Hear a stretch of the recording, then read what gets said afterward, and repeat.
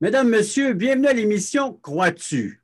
Première émission de la nouvelle année 2022. Émission du mois de janvier, du jour de l'an. On a un cadeau à vous offrir, puis je ne suis pas le seul à vous l'offrir. On a une brochette d'invités. J'ai le plaisir de vous présenter M. Jean-Obed Florissant. Bonjour Régent et bonjour à tous et à toutes. Bonne année. Merci. Et puis on a également Hugo Etier. Bonjour Hugo. Bonjour Régent, bonjour à tous. Comme Jean-Obed a dit, bonne année à tous. Oui, et le dernier, mais non le moindre, c'est le plus loin, le plus éloigné de nous tous, mais il vit au Nouveau-Brunswick, M. Michel Nadeau. Michel, bienvenue. Merci Régent et merci d'être là, chers amis. Je ne voudrais pas répéter, mais je vais répéter quand même. Bonne année à chacun. Alors, vous avez fait vos vœux. Maintenant, on va leur offrir notre cadeau. Un cadeau qui vient de loin, lui aussi. Hein?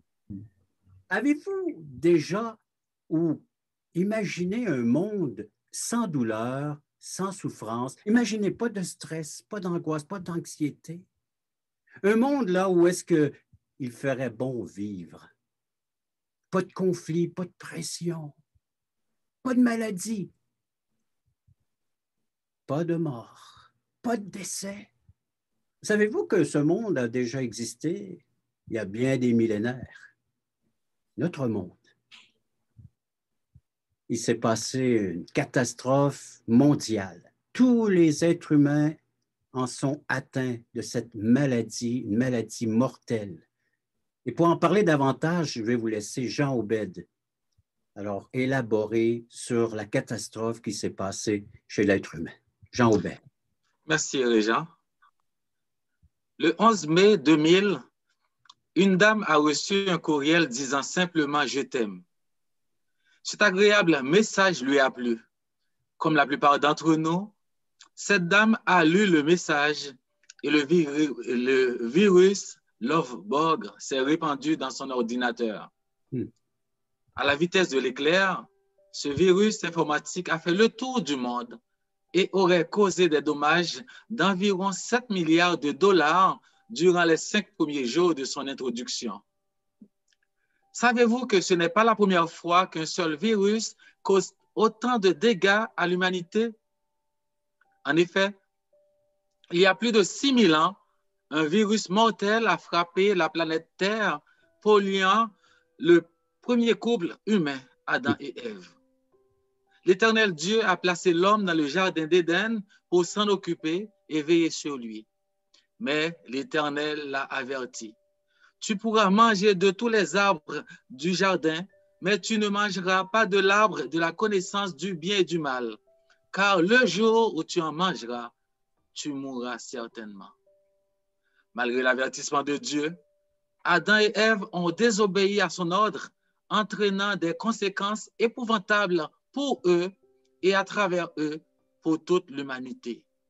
Ils ont attrapé ce virus mortel qui s'appelle péché. C'est quoi le péché? Généralement, nous pensons au péché par rapport à un crime ou un meurtre.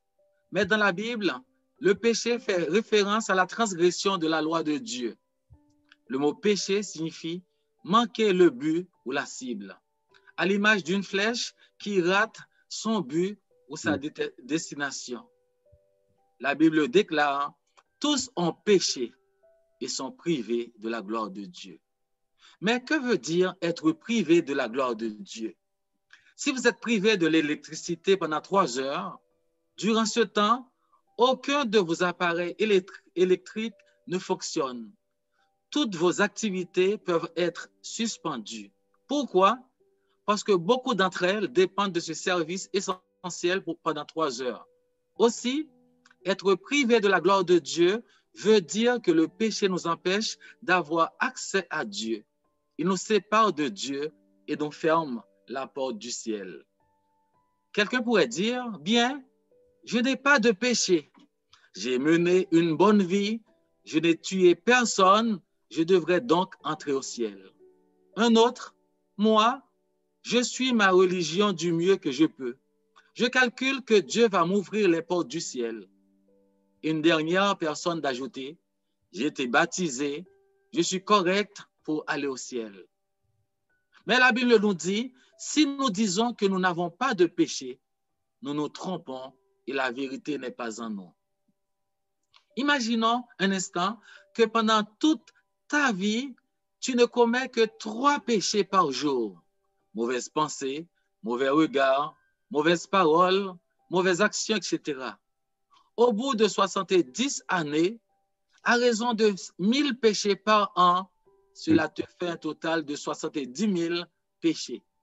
Cela donne un coup dur à notre image de soi. Être un pécheur ne dépend pas de la nature ou de la taille des péchés commis. Si quelqu'un vole une pomme et une autre vole 1000 $ devant Dieu, ils sont tous les deux coupables, non pour avoir volé une pomme ou 1000 $, mais pour avoir volé. Pour Dieu, un pécheur est celui qui enfreint l'un de ses commandements, quel qu'il soit, grand ou petit. Un pécheur est aussi celui qui ne fait pas ce que Dieu lui a ordonné de faire. Le péché n'a pas seulement ruiné la relation entre l'humanité et Dieu, il a également eu un effet néfaste sur les humains entre eux et sur la nature aussi. Car Dieu a dit à Adam, le sol sera maudit à cause de toi. La création a été maudite par Dieu à cause du péché d'Adam. Non seulement le péché est entré dans le monde par Adam, mais la mort est aussi entrée dans le monde par le péché et dans le cœur des hommes également. Ainsi, les guerres, jalousie, meurtres, mensonges, vols, séparation, criminalité, mortalité, etc. en ont résulté et sont le lot de tous les hommes de tous les temps. La parole de Dieu nous dit, comme par un seul homme, le péché est entré dans le monde, et par le péché, la mort, et qu'ainsi la mort s'est étendue sur tous les hommes, parce que tous ont péché.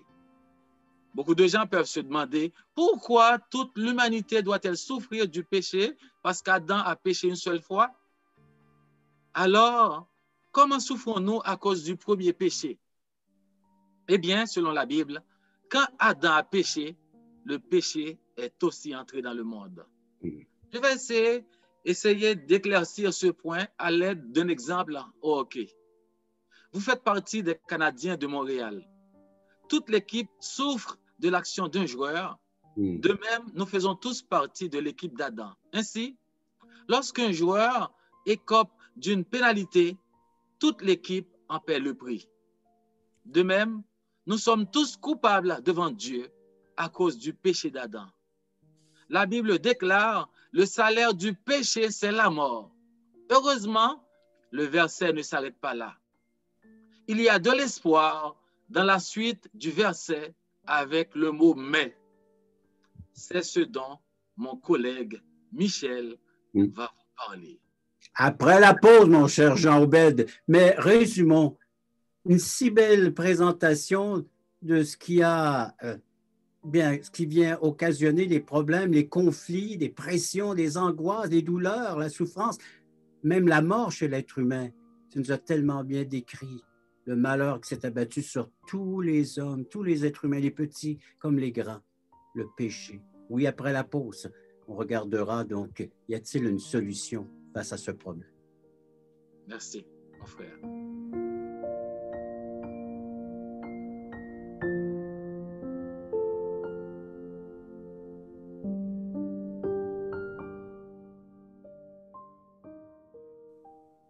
Jean-Obed vient de nous dire que tous les êtres humains sont atteints d'un virus, un virus mortel, spirituel, appelé le péché. Le cadeau que l'on veut vous offrir aujourd'hui dans le cadre de cette émission Crois-tu, en ce début de l'année, c'est le passeport pour le ciel.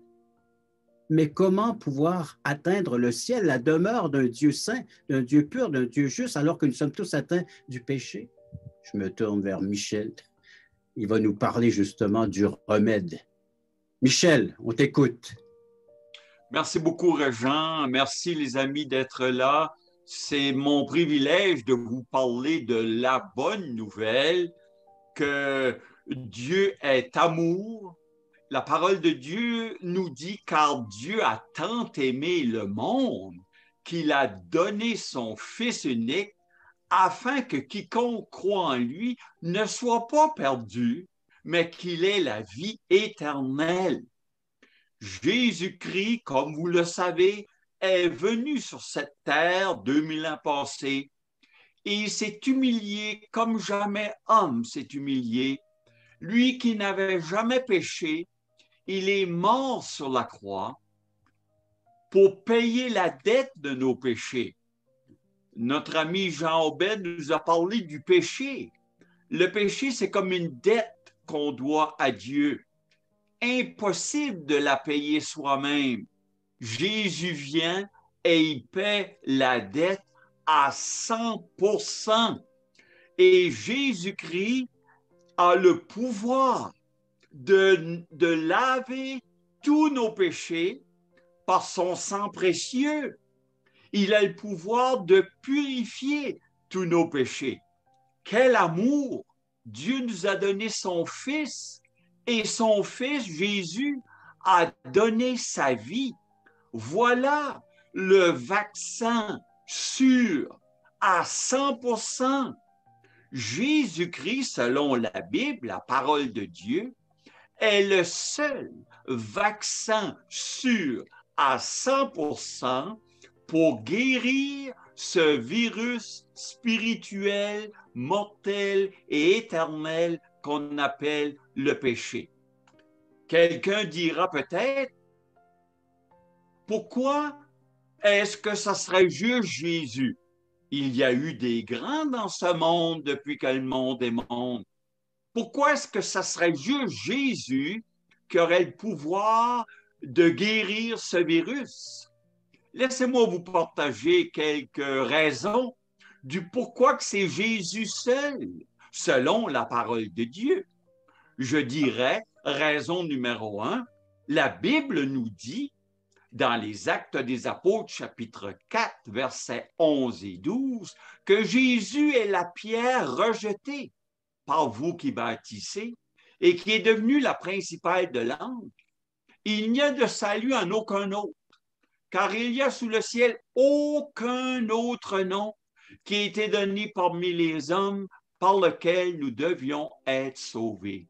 La parole de Dieu nous dit qu'il y a un seul nom, le nom de Jésus. 1 Timothée chapitre 2 verset 5, l'apôtre Paul nous dira, il y a un seul Dieu et aussi un seul médiateur entre Dieu et les hommes, Jésus-Christ homme.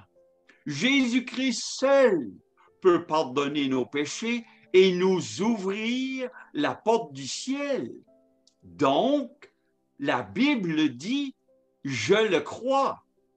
Une deuxième raison du pourquoi est-ce que c'est Jésus seul, bien, Jésus n'a jamais péché. Moi, j'ai péché, moi, je suis un pécheur. Nous sommes tous des pécheurs. Mais Jésus n'a jamais péché et il a accepté de mourir sur la croix. Il est le sacrifice parfait. Il y a eu des grands dans ce monde, des grands hommes, des grandes dames, mais on a tous péché. Jésus est le seul qui n'a jamais péché. C'est pour cela qu'il est le seul vaccin sûr à 100% pour nous guérir de ce virus spirituel qu'on appelle le péché. Une autre raison de pourquoi est-ce que c'est Jésus-Christ seul, eh bien, le Seigneur Jésus est ressuscité. Il est vivant. Les grands de ce monde sont morts. Ils sont restés morts. Jésus est ressuscité. Il est vainqueur. Il a vaincu le péché. Il a vaincu la mort. Il est vainqueur. Et je terminerai en disant une autre raison. Jésus-Christ, ses déclarations, il a dit, je suis le chemin, la vérité et la vie. Nul ne vient au Père que par moi. Qui d'autre, depuis que le monde est monde, a pu dire, je suis le chemin, je suis la vérité? Jésus est la vérité, un seul remède, un seul vaccin, mais sûr à 100%. Quelle bonne nouvelle! Merci beaucoup. Michel, tu nous as démontré avec texte biblique à l'appui que Jésus est le remède par excellence face à la maladie mortelle, au virus mortel spirituel qu'est le péché. Mais est-ce suffisant de savoir que nous sommes tous atteints du péché, qu'il existe le remède? Après la pause, on vous donne plus de détails.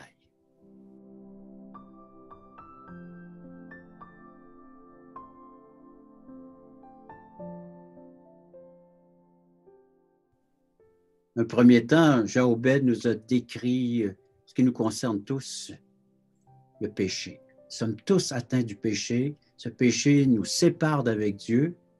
Michel nous a parlé qu'il existe un seul remède du nom de Jésus.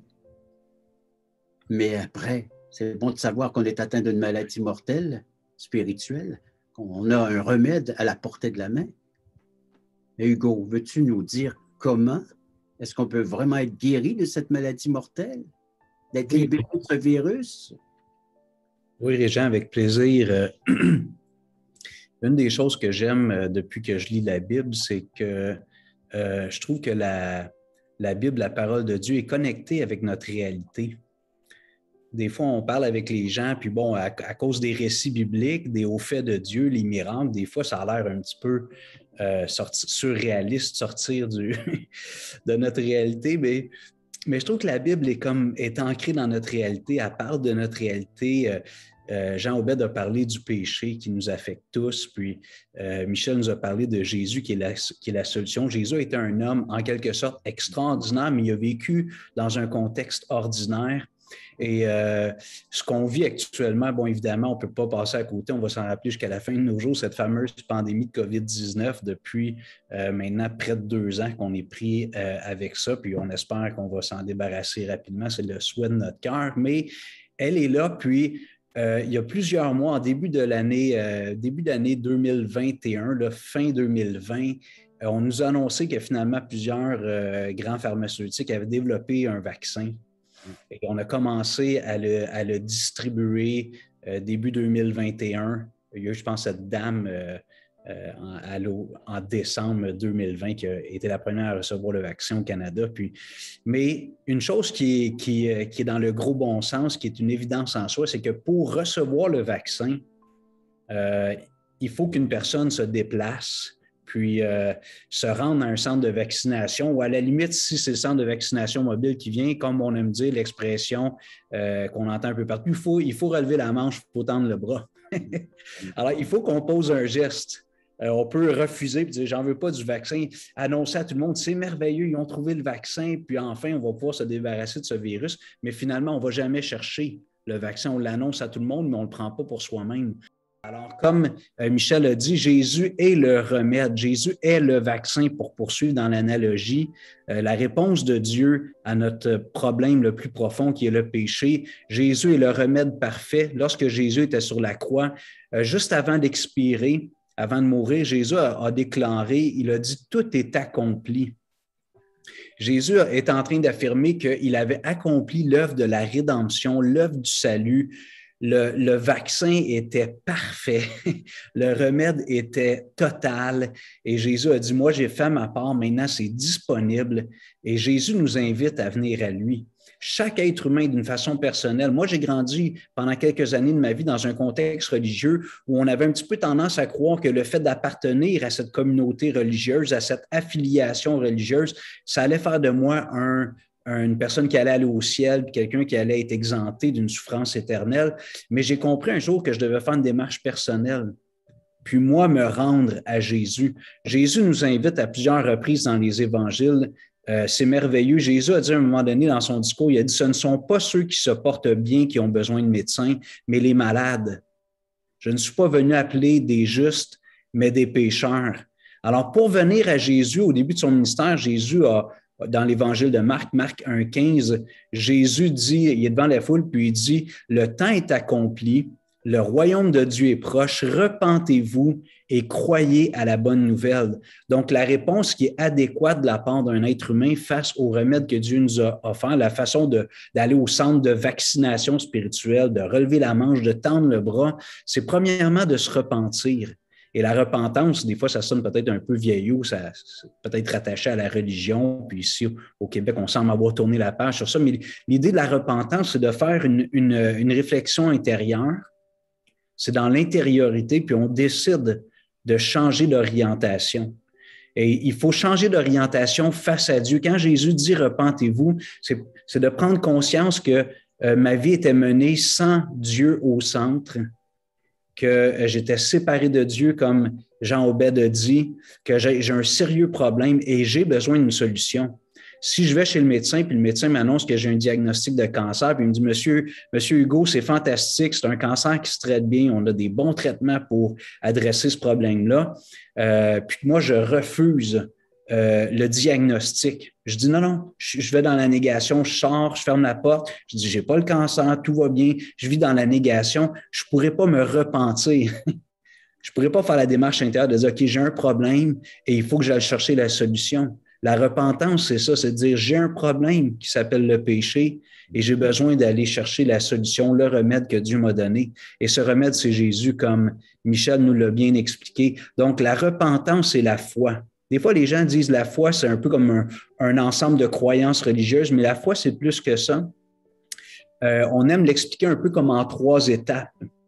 La foi, c'est premièrement d'avoir l'information, d'avoir la connaissance. Aujourd'hui, on vous le partage, on vous donne l'information, mais il y a beaucoup de gens qui ont entendu la bonne nouvelle de Jésus, puis ils pourraient même l'expliquer à d'autres, mais ils ne la reçoivent pas. C'est comme celui qui dit « OK, j'ai le cancer », mais qui vit dans la négation. Alors, c'est de comprendre l'information, la bonne nouvelle de Jésus, premièrement. Deuxièmement, de dire j'accepte cette bonne nouvelle. Dans ma tête, je crois que c'est vrai. Les faits sont vrais, les paroles de Jésus sont vraies. Et finalement, je viens à Jésus, c'est l'assentiment, j'accueille. Et là, je roule ma manche, je tends mon bras, puis je dis Jésus, j'ai besoin que tu viennes m'injecter ton salut, que tu viennes m'accorder ta grâce. Alors, le message de Jésus, en résumé, c'était repentez-vous et croyez à la bonne nouvelle. J'ai tout accompli. Venez à moi pour recevoir le vaccin, le remède.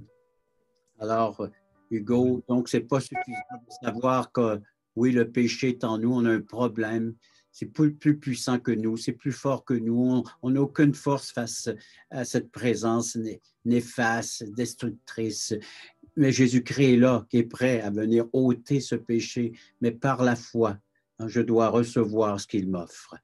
Après la pause, les amis, on va faire une offre exceptionnelle. Après la pause, chers téléspectateurs, on vous offre un cadeau. Et un cadeau, c'est gratuit. C'est pour vous, après la pause.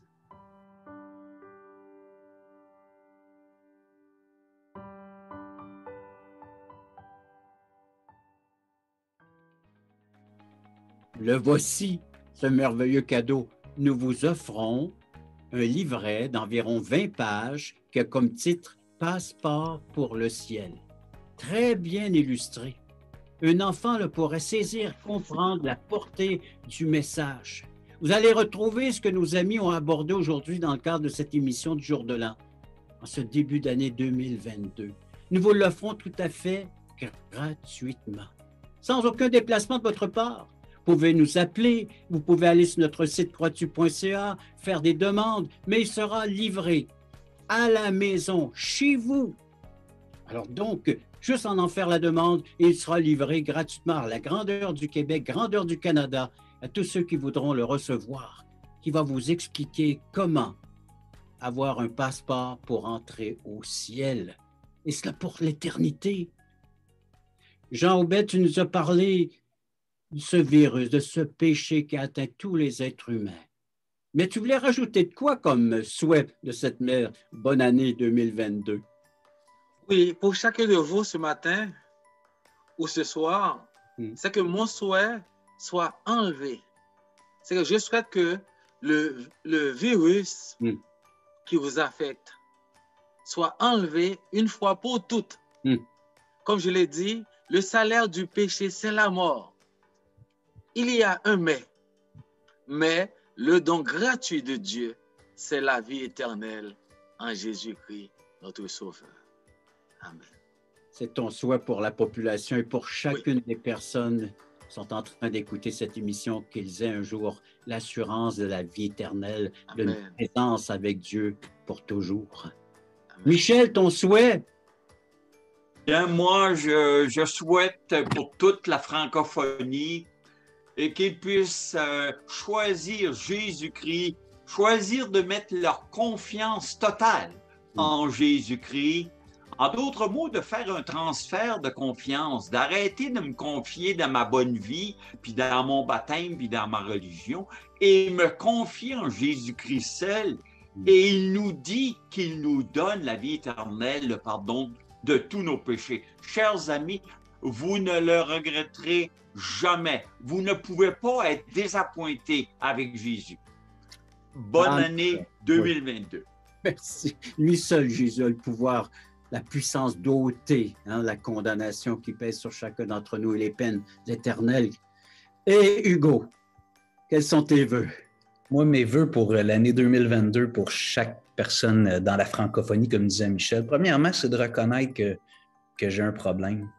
Souvent, on dit un petit peu de façon légère, mais quand même un fond de vérité. De reconnaître qu'on a un problème, c'est la moitié de la guérison déjà. De reconnaître qu'il y a le péché en moi puis que j'ai besoin de Jésus, j'ai besoin de Dieu. Et deuxièmement, comme Michel a dit aussi, de venir à Jésus. C'est merveilleux de venir à Jésus pour recevoir sa grâce, son pardon, la vie éternelle. Hey, chers amis, merci de votre collaboration, de votre participation à l'émission Crois-tu en ce jour de l'an, cette nouvelle année. Et moi, mes vœux, les vœux de l'équipe Crois-tu, c'est, chers téléspectateurs, que chacun d'entre vous, vous puissiez avoir cette confiance en Jésus-Christ, que lui seul peut vous venir en aide face à la situation, à la condition dans laquelle vous vous trouvez. Faites cette prière, demandez-lui le pardon de vos péchés, la réconciliation, car lui seul en a le pouvoir de le faire. Et faites la demande de notre littérature qui est tout à fait gratuite. Allez nous visiter à croistu.ca et tous les services sont là. Alors, le passeport pour le ciel, c'est pour toi aussi. Bonne année! Bonne année! Bonne année! Au revoir.